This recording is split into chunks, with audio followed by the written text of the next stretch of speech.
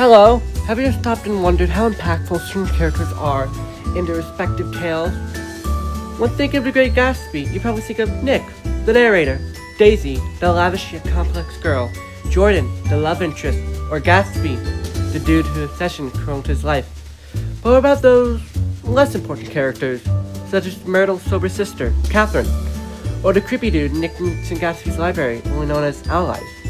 Well, throughout The Great Gatsby, Scott Gerald, minor characters are used as plot devices to help branch overarching themes and drive conflict within the story.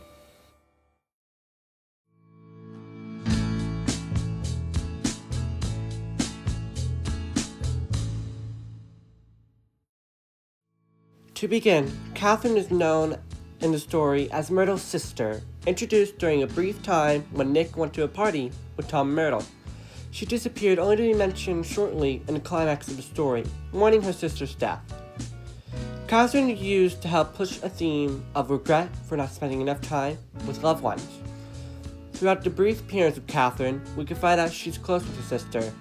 When talking to Nick, she tells him neither of them can stand the person they're married to, Fitzgerald 33.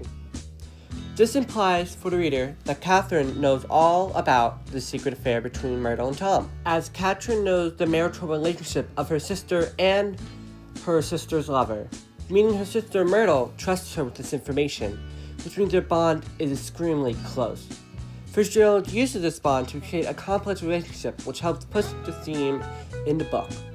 Further in Nick's and Catherine's conversation, they talk about Europe.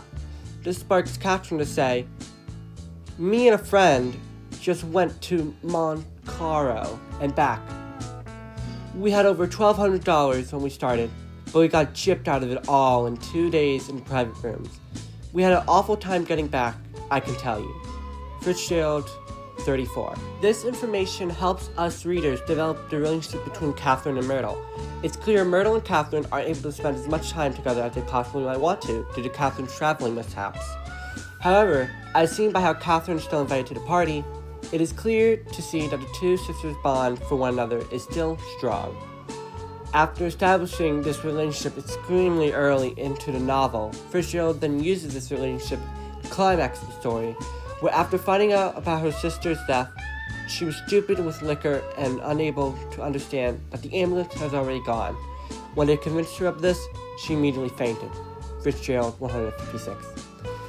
This quote emphasizes the importance of regret in The Great Gatsby, as Catherine is seen to be distressed at her sister's death, so much to the point that she drowns her sorrows away, refusing to acknowledge the fact that she's dead, until she sobered up and was forced to face the reality of the situation.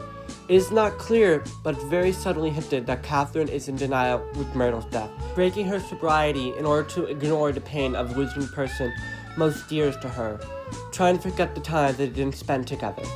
Fitzgerald masterfully uses this small relationship to expand a greater understanding of a theme within his own story.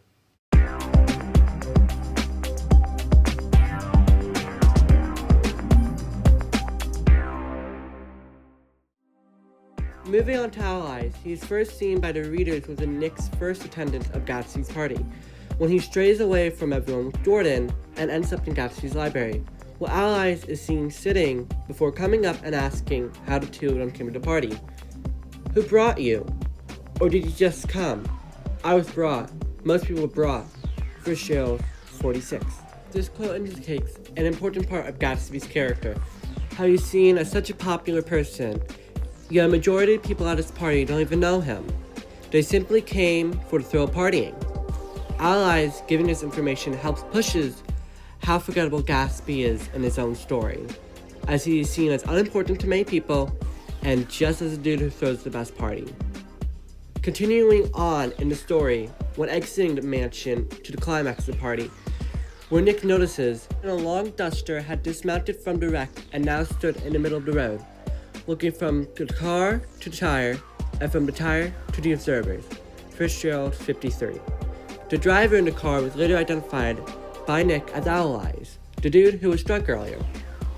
This car crash may seem irrelevant, unless you remember the main climax of the story is the car crash that ends Myrtle's life.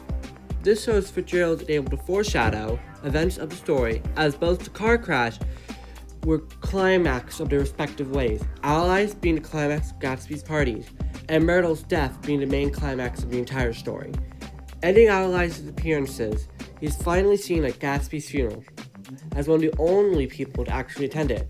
When leaving, he tells Nick, "Why, my God, they used to go there by the hundreds." Fitzgerald 175. This quote emphasizes what I previously said about Gatsby earlier, how he's only perceived as popular because he had a lavish house that people could party at. During his funeral, it can be noted that no one besides Allies came to pay their respects for their party host.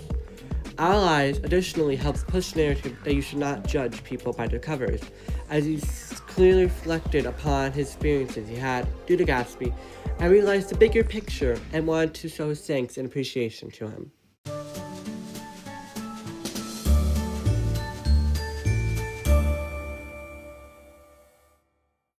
To conclude, F. Scott Fitzgerald uses his minor characters, such as Allies, as plot devices to foreshadow greater conflicts within the story, and characters like Catherine to branch out and expand a theme.